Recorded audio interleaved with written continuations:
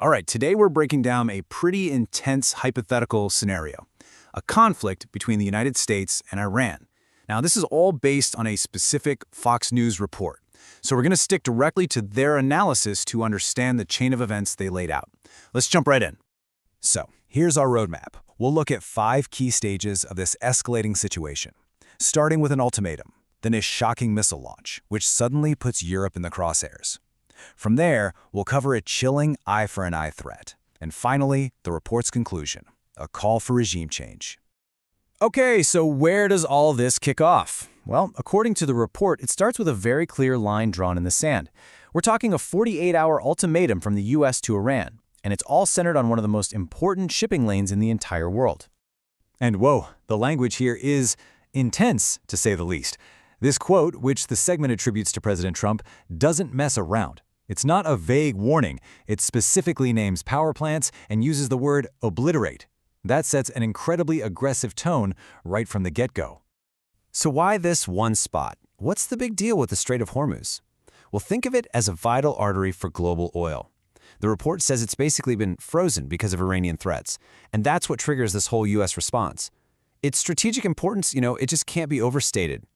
The report then makes sure to highlight a key U.S. ally in the region. This quote from Israeli Prime Minister Benjamin Netanyahu is presented to show a united front, to suggest that any American action would have regional backing. But as you're about to see, this whole situation is about to get a lot more complicated.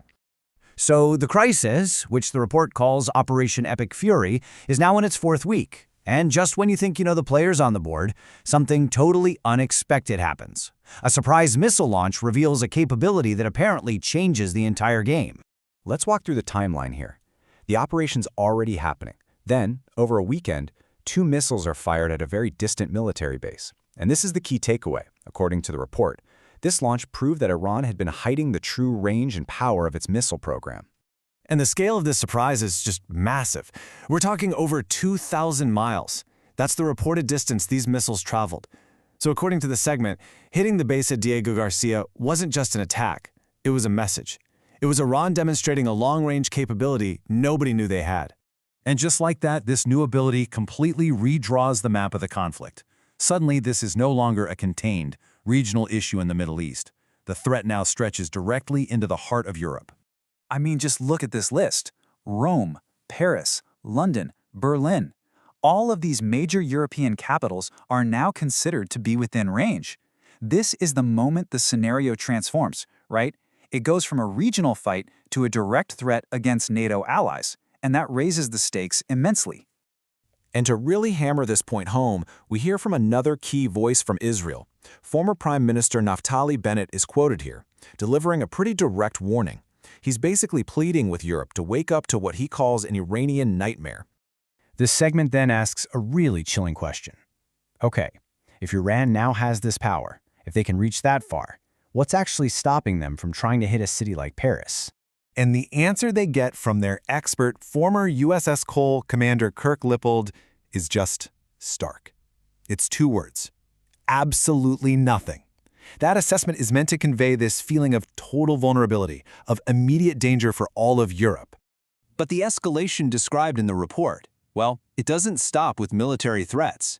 It then moves into what is maybe the most alarming phase yet, a direct threat that seems to abandon the normal rules of war by targeting civilians. And here's the threat itself as it's presented in the segment. It's an explicit warning that civilian soft targets, parks, tourist sites, places you or I might go, are now considered fair game. This is a classic move toward asymmetric warfare, right? If you can't win on the battlefield, you create terror somewhere else. Yeah, this slide breaks it down perfectly. You see, the conflict starts over here, with threats against these conventional military and infrastructure targets. But then, it morphs into a threat against these targets over here, undefended civilians in everyday places. That is the eye-for-an-eye threat they're talking about. So, after all of this, where does it all lead? What's the end game in this scenario?